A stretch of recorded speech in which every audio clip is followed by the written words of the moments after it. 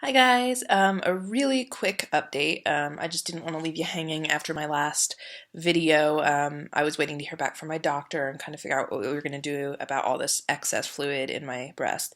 Um, Basically, they called me back and we talked about it over the phone, and the doctor basically said that he could remove the fluid in his office, but it wouldn't stop new fluid from developing. And the problem with that is obviously there's an issue there. It's too late in my recovery for all this fluid to be accumulating. So he put me back on antibiotics for another 10 days. I'm on ciprofloxacin, which I've actually been on before. I was on this when I was pregnant for my second son. It's not safe in pregnancy. It was one that actually was a really scary drug to take. There's a lot of side effects, a lot of things that you have to be aware of. For instance, you can't be out in the sunshine because you can get sunburned really easily. Your tendons can just snap for up to like 6 months after you take it. I don't know why, but that's one of the side effects. You basically have to drink a buttload of water with it. You can't take it within like 6 hours of taking an antacid, which is a big problem for me because I get heartburn really badly. So that's what I'm on right now, and that's supposed to help. I'm on it for 10 days. And basically, the last couple days, I was also told to use antibacterial ointment across all of my openings and make sure that I'm bandaging them well, catching the gross stuff. I did mention in my email to them that I am spending a small fortune on bandages now and gauze and pads to catch all this crap.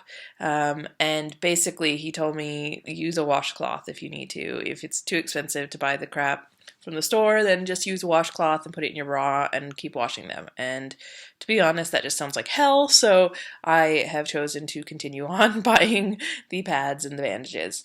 So I'm using bacitracin, or I don't know how that's pronounced, but that's what I'm using. It's basically a triple antibiotic ointment, and the one I'm using actually has a painkiller in it as well. So I guess it's a topical analgesic. And basically I'm just rubbing it onto the open wounds, covering them with some nonstick gauze. In a couple of instances, I'm taping it on my left side. It keeps rubbing against my bra, and it's really hurting me. Even though there's nothing really happening there, there's just it's just where it's rubbing against the scar tissue or whatever, it's really hurting. So I'm taping on that area just to make sure that I'm not in so much pain. And on the other breast, again, I'm packing the large wound, and the rest I'm just kind of covering with gauze and then a pad, putting my bra on, and hoping for the best. It's definitely not how I expected things to go. I was really hoping that he would just remove the fluid and everything would be hunky-dory, but that's not how it works, apparently. I've also been told to double up on my vitamins. I take prenatal vitamins just regularly, just because I think they're better than normal multivitamins. And so I've been told to double up on those, and that the extra help will be good. I've also been told, which is really funny because I have been craving meat for the last couple weeks, just like dying for steak and beef, and that's like all I want. I just want meat. And I was told today I need to be like eating as much protein as possible because apparently protein helps you recover a lot faster, and it's really, really good for you. So I'm probably, in addition to eating the meat that I want to eat, I'm probably going to start taking protein shakes as well, and hoping that that is going to help these wounds recover. But all in all, I'm feeling a little bit better, if I'm honest. I'm not in as much pain. I haven't actually taken a painkiller in 2 days. Actually, that's a lie. I took some Tylenol yesterday, but it did nothing, so I stopped taking them. I didn't take anything before bed, and usually that's like when I really have to take it. And I didn't take anything this morning, which is amazing because when I wake up, I'm usually in the most pain because my boobs have been, riding up all night. I've been on my back, and then gravity kicks in as I stand up, and they get pulled down. It really hurts. But I haven't taken any medication at all except for my antibiotic, and so I'm basically thinking that I am recovering. It's slow, but it's sure. So I just wanted to update and just give some happier news. It's not all doom and gloom.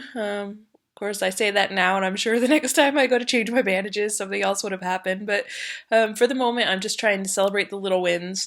And right now, I consider this a win. Like, things are getting better, I think. I still think it's a long road to recovery. My doctor said expect it could take a few weeks before these wounds close up. And that sucks, but I'm getting on with my life. I still can't pick anything up too much. I pick my kids up now, which is hard, but I'm just protecting myself. I just am very, very careful when I pick them up, and usually it's when I'm sitting, I'll just pull them onto my lap. So it's not proper strain or anything. The other thing is, one of the side effects of this antibiotic is that you shouldn't operate heavy machinery. And I haven't really been driving anyway. I've tried driving a couple times since my surgery, and I feel it's hard to move in the right things, looking over my shoulder or, putting my arm up to look behind me and stuff, or really fast turning and stuff. It's hard. So I haven't been driving much, but yesterday I had to go, I dropped my phone in the toilet, so I had to go get a new one, and I drove myself, and I only realized halfway there that I was so dizzy and just kind of like, oh, this is probably not a good idea. And then I found out that you're not supposed to drive when you're on this antibiotic. So basically, for the next 10 days, I'm just going to be homebound and just resting and relaxing and trying to recover and trying to heal. And these wounds are annoying, but they're not the end of the world. I will report that the oozing of the fluid, except for in the biggest hole, it's still coming out, but the rest of me seems to have sealed up pretty well, and I'm not oozing from those. So it's only the one place where I'm really draining, which I just think is a really good thing. So I wanted to update with the good news and just basically keep you informed. Thank you guys for commenting and for sharing my journey with me. I hope it's been helpful. I'll talk to you guys soon.